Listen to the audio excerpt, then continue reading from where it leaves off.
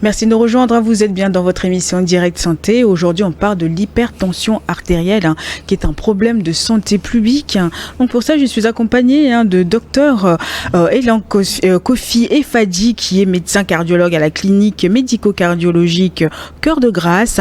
Il est également vice-président de la SOCARD, la Société de cardiologues du Togo, et également avec monsieur Bakay Abalomario, qui est également cardiologue au CHU de Kara. Il est secrétaire général de la SOCARD également. Donc ils sont avec moi pour nous parler un peu de l'hypertension, comment faire attention, comment prévenir de l'hypertension artérielle. Tout va bien, messieurs? Oui, ça va. Tout à l'heure, le docteur Elan, vous nous parliez un petit peu de ces signes qui, quand il y a aussi l'héréditaire, quand nos parents sont hypertendus, il faut se poser aussi des questions et aussi essayer de contrôler aussi sa tension régulièrement. Donc tout ça, il faut que ce soit aussi ancré dans le quotidien de chacun d'entre nous. Oui, effectivement, dans la plupart des cas, l'hypertension artérielle n'a pas de cause spécifique comme ça. Donc il n'y a que les facteurs de risque, c'est un ensemble d'éléments, des facteurs qui exposent l'individu à la survenue de l'hypertension artérielle. Donc parmi ces facteurs de risque, il y a des facteurs non modifiables, sur lesquels on peut rien faire, on ne peut pas agir. Là, vous avez fait allusion à l'hérédité. Oui. Donc si vos parents sont hypertendus, donc vous avez 2 fois plus de risques de le devenir à votre tour. Donc l'hérédité est un facteur de l'hypertension artérielle.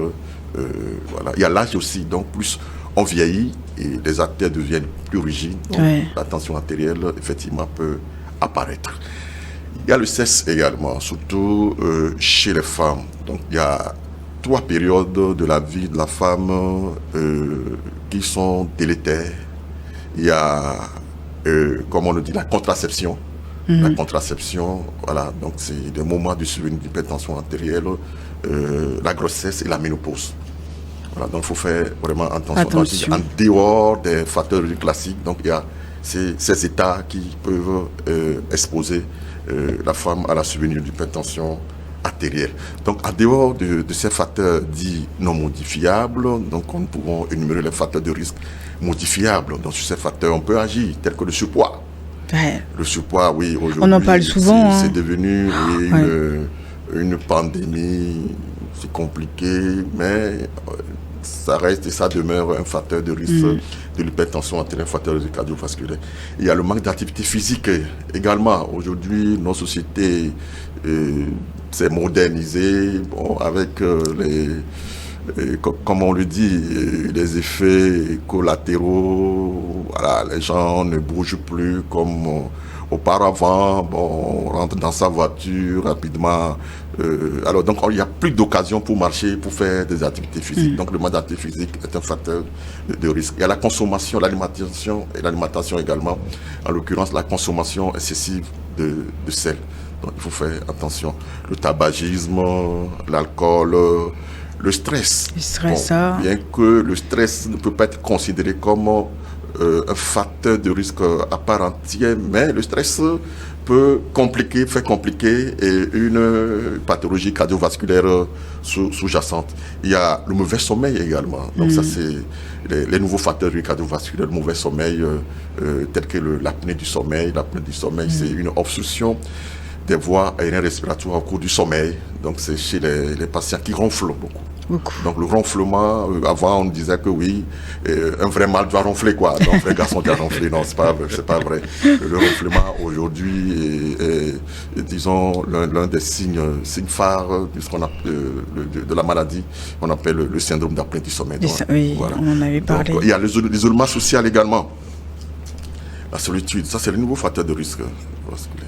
Il y a l'isolement social, l'environnement, certains médicaments toxiques également qui peuvent exposer, qui peuvent nous exposer à l'hypertension artérielle, notamment la drogue, etc. Voilà. Donc c'est ça. Ça c'est oui. Je pense que la liste est longue. Qu'il faut un peu insister sur le sel. Le sel, le sel, le sel de cuisine qu'on ajoute. En fait, il faut savoir que là où se trouve le sel, se trouve l'eau. Et donc, quand on consomme beaucoup de sel, ça veut dire que dans les vaisseaux, la pression va augmenter. Et puis, il faut aussi noter que le sujet noir, comme nous avons un problème un peu génétique par rapport à l'élimination de ce sel. Et donc, ce qui fait que le sujet noir est plus assujetti à faire beaucoup plus l'hypertension artérielle que le sujet caucasien. Donc, il fallait aussi préciser sur ça. Bon, par rapport à la contraception, bon, de toute façon, quand la femme se dirige dans un centre de santé, ils font un bilan initial pour voir et pour pouvoir adapter la méthode de contraception. Adéquate, oui, à la femme. Comment l'hypertension agit sur les autres organes, y compris le cœur, comme par exemple? Alors, l'hypertension artérielle, nous l'avons définie comme une élévation permanente de la pression de sang à l'intérieur des vaisseaux. Donc, quand cette pression va s'élever, ça va mettre des artères sous pression. Ça va mettre des artères sous pression. Donc, du coup, ça va rendre les artères rigides. Donc, dès que les artères sont rigides, vous voyez que ça perd son élasticité, et donc ça peut s'obstruer aussi à un moment donné. Précisément au niveau cardiaque, l'hypertension artérielle peut agir sur le muscle cardiaque. Oui. Vous voyez, donc quand quelqu'un est hypertendu, le cœur va travailler plus que normalement, donc ça va travailler au-delà de ses performances. Donc à un moment donné, les parois du cœur peuvent s'hypertrophier, donc la paroi peut augmenter. Ça c'est au début. À un moment donné, mais si rien n'est fait, la tension est toujours élevée, donc le cœur peut se dilater dans ce qu'on appelle communément gros cœur. Gros cœur. Oui, donc c'est ça, c'est le cheminement, donc le parcours d'un patient insuffisant et, comment dire, hypertendu non traité. C'est pas fini. L'hypertension artérielle peut agir également sur les coronets. Les coronets sont les artères qui irriguent le cœur, qui donnent le sang au cœur. Puisque le cœur, on l'a dit, c'est un muscle autonome, donc pour pouvoir travailler convenablement, il faut qu'il se nourrisse également. Donc, ces artères coronaires peuvent être bouchées. Comme ça, se bouche, alors ça peut entraîner. Voilà. Non, ça c'est ce qu'on appelle angine de poitrine, dans une moindre mesure, ou bien un infarctus qu'on appelle communément crise cardiaque. Donc, partout où il y a les artères, voyez, on peut avoir les complications de l'hypertension artérielle. Donc, au niveau des yeux, ça, j'ai parlé du cas du cœur, au niveau des yeux également. Au niveau des artères et des membres inférieurs, au niveau des reins. Voyez, oui, c'est ça, l'hypertension artérielle fait partie des premières causes de dialyse. Je crois, si je ne me trompe pas, après le diabète, chez le sujet adulte, je crois que c'est l'hypertension artérielle qui est la deuxième cause d'hémodialyse, je crois, au Togo. Bon, peut-être si je me trompe pas. Donc, partout où il y a les vaisseaux, si l'hypertension artérielle n'est pas maîtrisée, on peut avoir des complications. Au niveau cérébral aussi. Aujourd'hui, vous savez, les AVC, allez, tout le monde a une fois entendu, je crois, parler de ce qu'on appelle AVC. Vous voyez, c'est le même processus. Les artères peuvent se boucher. Quand ça se bouche, ce qu'on appelle AVC, ischémie, donc le sang ne passe plus, donc le cerveau n'est plus nourri. Parce que c'est le sang qui apporte de l'oxygène au cerveau. Ouais, donc si le cerveau n'est pas nourri, donc et cette partie-là, une partie peut mourir. Donc peut ne pas être fonctionnelle en réalité. Donc il y a ce côté aussi, il y a ce qu'on appelle AVC hémorragie. Donc quand la pression est très forte sur les parois, qui est déjà rigide, qui a perdu son élasticité, donc cette paroi peut se rompre. On peut entraîner ce qu'on appelle un AVC hémorragique. Donc, c'est énorme. Bref, c'est ça. Ça fait beaucoup de dégâts. Ça fait beaucoup de dégâts, effectivement. La liste est très longue. Très longue. Beaucoup de dégâts. C'est-à-dire que, comme on l'a dit, l'hypertension artérielle fait le lit. Le lit pour les autres maladies du cœur, comme il a dit, au niveau cérébral. C'est-à-dire que quand vous prenez 2 personnes, celui qui a l'hypertension artérielle a 8 fois de malchance de faire un accident vasculaire cérébral. C'est vraiment énorme. Il a aussi plus de 5 fois de chance de faire une insuffisance cardiaque. Et donc, c'est un fléau qu'il faut combattre. C'est ça, je vois ça. Mais justement, quels sont les moyens de prévention pour de l'hypertension artérielle, Dr Bakay? Merci pour la question. Comme il a dit, comme on n'incrimine pas une cause comme ça, donc ce sont des facteurs de risque. Donc, ça veut dire qu'il faut maintenant agir sur ces facteurs de risque pour pouvoir éviter la maladie. Et donc, c'est premièrement l'activité physique. Oui. L'activité physique, 30 minutes, au moins 3 fois dans la semaine, donc 150 minutes d'activité physique par semaine. Et par rapport au régime, à l'alimentation, consommer moins salé. Moins salé. Il faut préciser, moins salé, moins gras. Ouais. Voilà, moins de viande, voilà, viande rouge. Il faut préciser surtout sur ces facteurs, consommer beaucoup de fruits. Donc la sédentarité, comme il avait dit, il faut éviter la sédentarité, le tabagisme, il faut bannir le tabagisme, arrêter si on fumait, et puis il y a aussi l'alcoolisme. Donc voilà, et modérer la consommation d'alcool chez nous.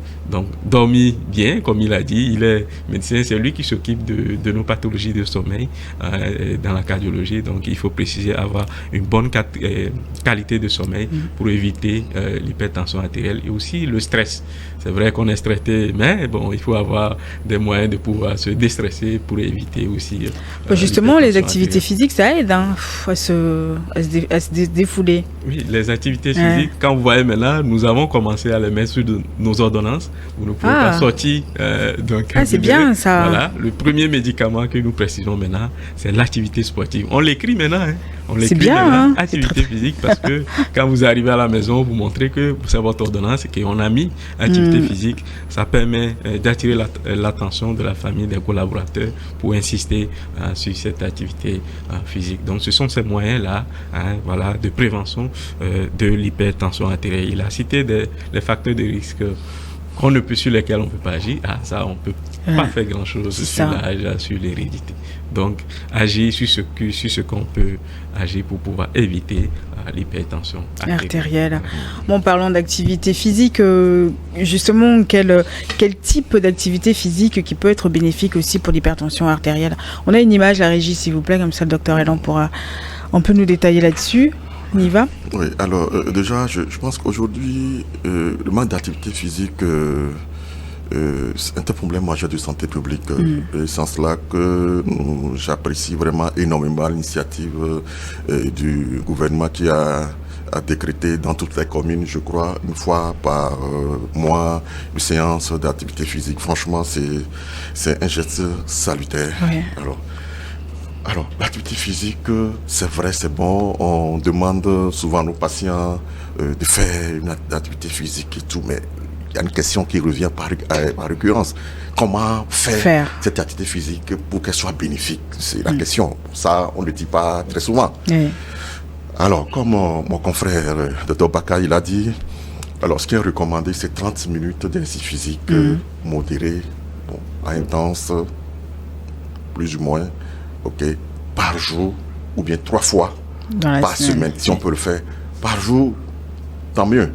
Mais vous voyez, les occupations professionnelles font que c'est pas évident de faire 30 minutes d'activité physique par jour. Mais si on peut le faire 3 fois par semaine, c'est bien aussi. Alors, il y a les activités physiques, disons, que les gens font une fois par semaine. Je crois que souvent les dimanches, on voit des gens courir. Collectif. Voilà.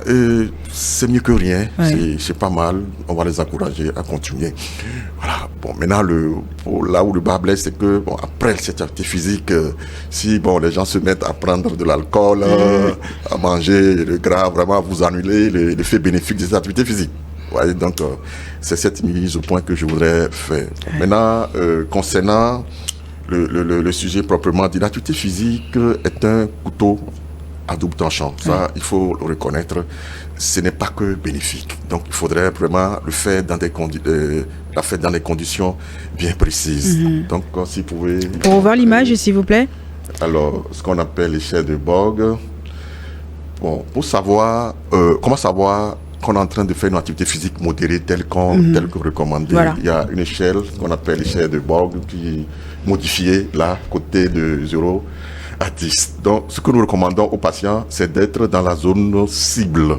Donc, la zone verte. Oui. Voilà. Donc, la zone verte, c'est quoi? C'est quand on fait une activité physique et que vous êtes un peu en dessous de l'essoufflement. Je m'explique. C'est-à-dire que vous n'êtes pas essoufflé, très essoufflé, mais vous pouvez tenir. C'est fatigant, vous ressentez quand même une pression, mais vous pouvez quand même parler difficilement. Et voilà, des fois, vous ne pouvez pas chanter.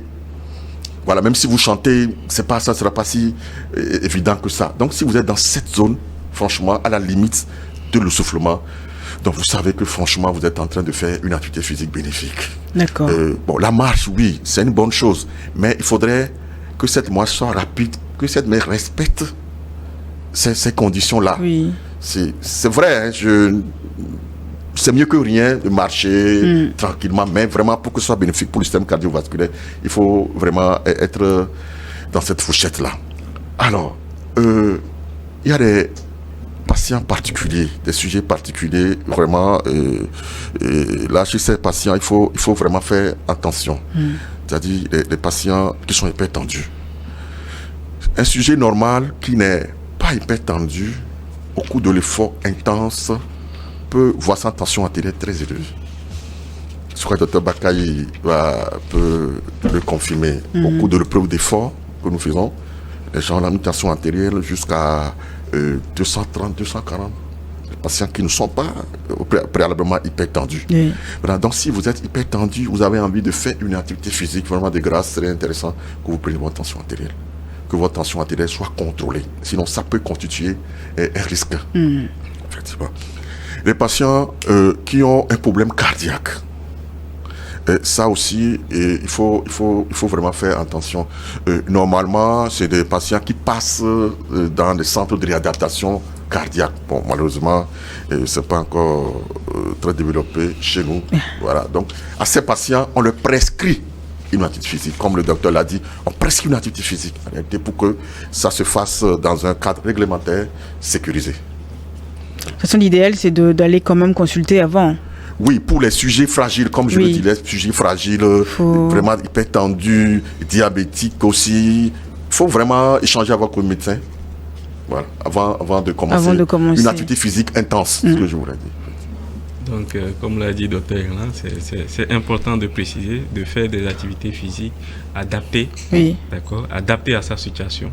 Voilà, et donc vraiment, il faut insister sur cela. Et pour les sujets de plus de 40-45 ans qui ne faisaient pas d'activité physique, si vous voulez reprendre l'activité physique, vous devez voir votre médecin cardiologue qui va faire une évaluation et pour vous prescrire les activités physiques qui seront adaptées à vous. Donc faites ce qui est adapté pour vous et ce que vous pouvez. Il ne faut pas forcer tout. Il ne faut pas forcer, exactement. Quels sont les messages clés de la SOCARD en faveur de cette journée mondiale de la HTA? Comme on dit, c'est la prévention qui est le message phare. Et vous voyez, si on réduit la prévalence de l'hypertension artérielle, vraiment, on va réduire énormément ces complications. Et c'est disons, aujourd'hui, ce qu'on appelle pour le cardiologue ou bien le médecin, le supplé de Sisyphe. Aujourd'hui, l'hypertension artérielle, disons, un serpent à plusieurs têtes, dont les facteurs sont variés. Donc, il faut vraiment maîtriser. Ce n'est pas toujours évident. Donc, le message phare, c'est la prévention. La prévention. Et si vraiment vous êtes déjà hypertendu, ce n'est pas une fatalité. Être hypertendu, ce n'est pas une fatalité, mais il faut vivre normalement correctement avec cette maladie-là en suivant les instructions du médecin et en échangeant avec le médecin. Aujourd'hui, vous savez, la médecine a beaucoup évolué. Hein. Avant, les médecins sont derrière le blouse. Un comprimé matin, midi, soir, c'est réglé. Non, les choses ont changé. Aujourd'hui, surtout en ce qui concerne la prise en charge des maladies chroniques, il faut échanger avec le patient. Lui accorder un temps de qualité. Parce que la prise en charge de l'hypertension artérielle est centrée sur le malade et non sur la maladie comme on le faisait préalablement. Voilà, c'est sur la maladie. Donc prendre en compte l'individu dans son mode social, dans ses vécus, etc. Donc le patient est un acteur fondamental dans le suivi de sa maladie. Donc, les facteurs de risque, on l'a énuméré, les éviter, etc. Voilà, donc c'est un peu ça. Je crois que je ne vais pas monopoliser la parole. Oui, on arrive justement à la fin de l'émission, malheureusement. Mais je pense qu'on a vraiment fait le tour et on a tout dit. Un grand merci à vous, les membres de la SOCARD. Bonne continuation dans ce que vous faites, dans ce combat qui est un combat de tous les jours, justement, pour sensibiliser la population sur tout ça. Vous aussi, si vous souhaitez participer à cette émission, n'hésitez surtout pas. Notre numéro de téléphone est à votre disposition. Le + 228 93 91 08 20. Ou sinon, vous avez, si vous voulez voir l'intégralité de nos émissions, allez sur YouTube, sur le compte de New York TV, playlist, Direct Santé. Et vous avez la liste de nos émissions si vous voulez tout revoir. Merci beaucoup, Dr Elan. Je rappelle que vous êtes médecin cardiologue à la clinique médico-cardiologique Cœur de Grâce et vice-président de la SOCARD, Société de cardiologues de cardiologie du Togo, et Dr Bakay Abalo Mario, cardiologue au CHU Kara, et vous êtes secrétaire général adjoint de la SOCARD. Un grand merci à vous, messieurs, d'être venus ce matin.